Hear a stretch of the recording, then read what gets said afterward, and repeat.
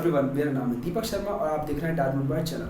आज का जो टॉपिक है हमारा वो है एज पिरामिड। किसी भी देश, गांव, शहर या किसी छोटे कस्बे का अगर हमें एज वाइज एनालाइज करना है तो हमें एज पिरामिड का यूज़ करना ही पड़ेगा।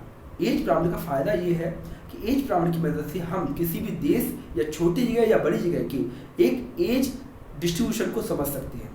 यदि हमें किसी देश है, कोई लाइक इंडिया ही है, अगर हमें ये जानना है इंडिया में कि इस इंडिया में कितने परसेंट में अडल्ट लोग रहते हैं, कितने परसेंट में चिल्ड्रन है मतलब बच्चे हैं, और कितने परसेंट में ओल्ड जनरेशन मतलब कितने बूढ़े हैं, कितने जवान हैं, कितने बच्चे हैं, उसकी स्टडी के लिए हमें एज पिरामिड का यूज़ करना ही पड़ेगा।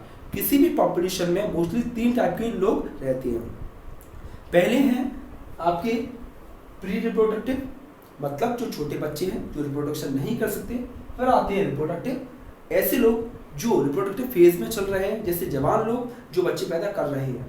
तीसरे आते हैं पोस्ट रिप्रोडक्टिव लोग जो इस फेज से बाहर जा चुके हैं, जो रिप्रोडक्शन नहीं कर रहे, जैसे बुजुर्ग लोग।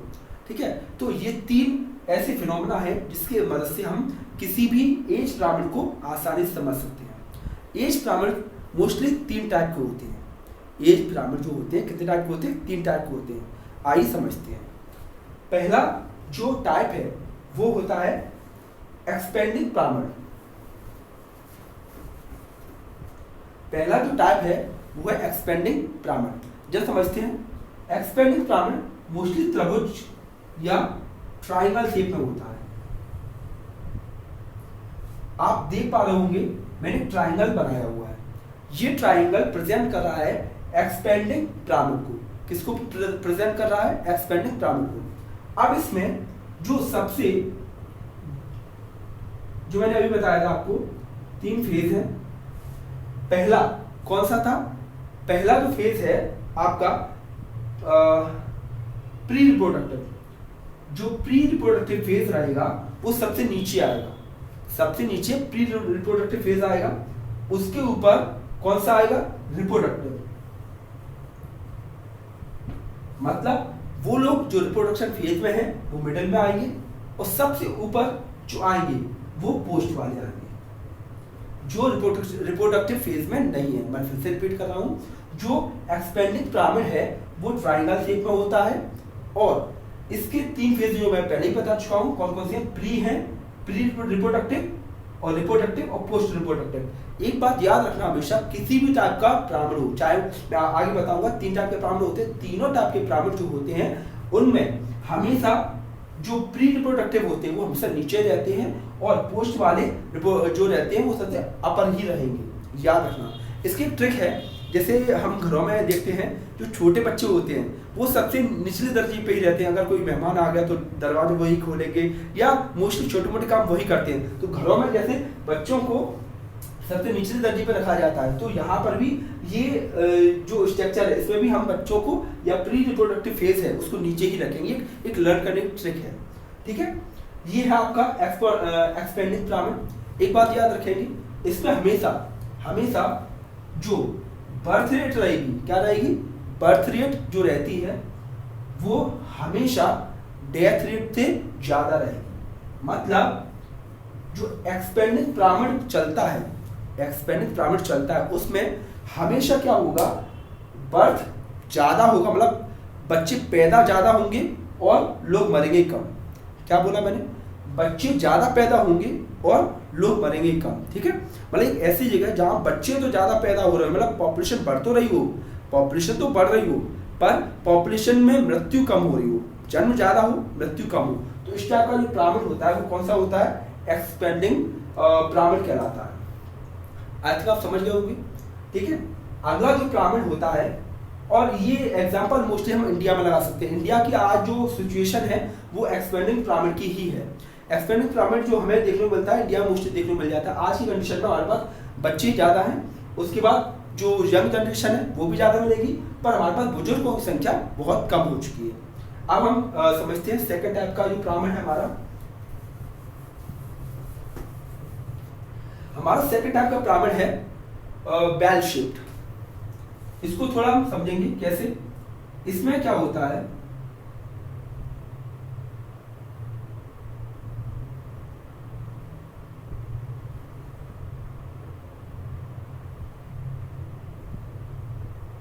ठीक है, इसमें भी हम आप देख पा रहे होंगे जो प्री है मतलब प्री रिप्रोडक्टिव है वो नीचे रहेंगे, रिप्रोडक्टिव जो रहेंगे वो मिडिल में रहेंगे और पोस्ट वाले हमेशा की तरह ऊपर रहेंगे।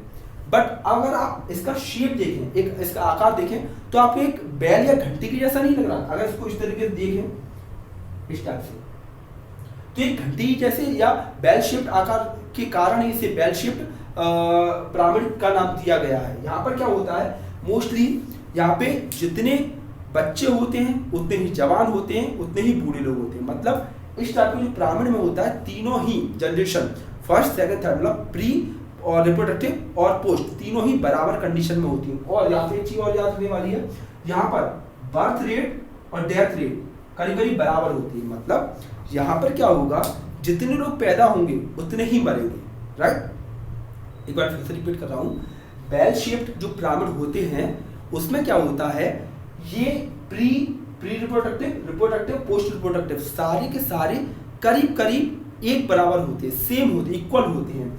इसमें बर्थ रेट और डेथ रेट करीब करीब सेम ही होता है, मतलब बराबर होता है। इसमें ना तो कुछ ज्यादा है ना कुछ कम है, ठीक है। इसका एक और नाम है, इसको बेल शेप भी कहते हैं।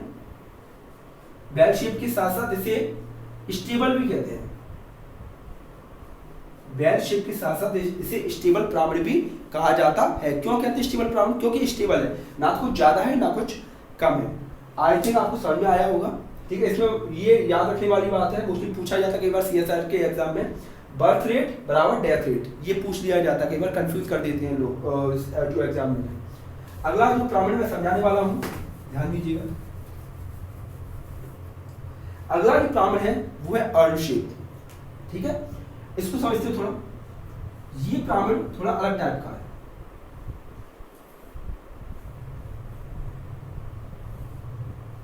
देखिए, अगर आप देख पा रहे होंगे तो इसमें भी वही तीन स्टेज है। पहला कौन सा है, प्री रिप्रोडक्टिव, फिर रिप्रोडक्टिव और पोस्ट रिप्रोडक्टिव। वही कंडीशन फिर से आ गई, प्री रिप्रोडक्टिव, रिप्रोडक्टिव और पोस्ट रिप्रोडक्टिव, ओके, ठीक है। अब इसमें देखते हैं प्री रिप्रोडक्टिव जो फेज है ना, इसमें क्या होता है, इसमें आप देखिए जरा, प्री रिप्रोडक्टिव और पोस्ट रिप्रोडक्टिव करीब करीब सेम है, बट यहाँ पे रिप्रोडक्टिव फेज ज्यादा है। मतलब एक ऐसा पिरामिड जिसमें क्या होता है, प्री और पोस्ट, मतलब प्री रिप्रोडक्टिव और पोस्ट रिप्रोडक्टिव तो कम होते हैं बट रिप्रोडक्टिव ज्यादा होते हैं। मतलब एक ऐसी पॉपुलेशन जिसमें बच्चे कम है और बूढ़े कम है बट जवान लोग ज्यादा है ना, जिसमें बच्चे कम है बट बूढ़े और बच्चे कम है और जवान लोग ज्यादा है, रिप्रोडक्टिव वाले ज्यादा है। तो इस टाइप का जो पिरामिड बनता है वो कैसे कहलाता है, अर्न शेप। क्या कहलाता है, अर्न शेप, ठीक है। कुछ इस टाइप से बांध सकते थे आप, मतलब ऐसा,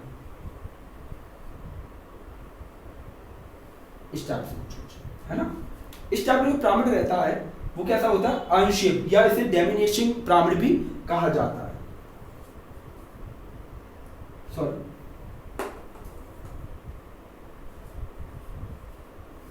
अर्न शेप या डोमिनेटिंग पिरामिड भी कहते हैं। इसमें क्या होता है, इसमें अलग ही चीज चलती है। कैसे बताता हूँ, ये मोस्टली आपको मिलेगा नॉर्वे कंट्री में। नॉर्वे कंट्री या जो विदेशी जो जहाँ पर जनसंख्या कम है, ऐसे जो कंट्री है वहाँ पर ये मानना शुरू कर दिया है लोगों ने, वो शादी वादी में ज़्यादा बिलीव नहीं करते। वो सोचते हैं कि बच्चे जस्ट लाइक अ पैरासाइट है, उन्हें पालो पोसो फिर वो हमें छोड़ के चले जाते। तो वो सोचते हैं बच्चे पैदा करना तो एक व्यर्थ का काम है, बेकार काम है, इससे अच्छा वो बच्चे ही पैदा नहीं करते और वो अपना जीवन खुद ही जीते। इसलिए ऐसे कंट्री में क्या हो रहा है कि जो रिप्रोडक्टिव फेज है, मतलब जवान जो लोग हैं वो ज्यादा अपना जीवन जीते हैं, उन्हें बूढ़ों से मतलब नहीं है और बच्चों से मतलब नहीं है। एक बार मैं फिर से कंपाइल कर रहा हूँ तीनों टाइप के पिरामिड को, जरा ध्यान दीजिएगा। जो पहला टाइप का पिरामिड था, पहले मैं शुरू से स्टार्ट कर देता हूँ। देखिए, एज पिरामिड क्या होता है, किसी भी कंट्री या कोई भी जगह की अगर हमें एज वाइज अगर डिस्ट्रीब्यूशन देखना है तो हम एज पिरामिड का यूज करते हैं। एज पिरामिड के 3 कैरेक्टर बताए थे मैंने, कौन कौन से हैं वो, प्री रिप्रोडक्टिव, पोस्ट रिप्रोडक्टिव और रिप्रोडक्टिव, ठीक है। अब जो टाइप होते हैं, क्या पिरामिड के जो टाइप है वो 3 टाइप के बताए थे मैंने अभी। कौन कौन से बताए थे, एक्सपेंडिंग पिरामिड, दूसरा होता है बेल शेप, तीसरा बताया था अर्न शेप। जो एक्सपेंडिंग पिरामिड बताया था उसमें क्या बताया था मैंने कि सबसे ज़्यादा बच्चे हैं, फिर रिप्रोडक्टिव फेज, मतलब तुम्हारा रिप्रोडक्टिव फेज आएगा, फिर आएगा पोस्ट रिप्रोडक्टिव, ठीक है। इसमें बर्थ रेट ज़्यादा होती है और डेथ रेट कम होती है, ठीक है। दूसरा बताया था मैंने बेल शेप, जिसमें क्या होता है सारी चीज़ समान होती हैं, इसमें बर्थ और डेथ दोनों बराबर होते हैं। तीसरा बताया था मैंने अनशिप या डोमिनेशन, इसमें क्या होता है बच्चे कम रहेंगे और बूढ़े कम रहेंगे, जो रिप्रोडक्शन करने वाले वो ज़्यादा रहेंगे। तो ये हमारे 3 टाइप के एज पिरामिड है। आई थिंक आपको क्लियर हुआ होगा कि ये कैसे वर्क करता है। अगर आपको वीडियो अच्छा लगे प्लीज़ लाइक करिए, सब्सक्राइब करिए। Thank you.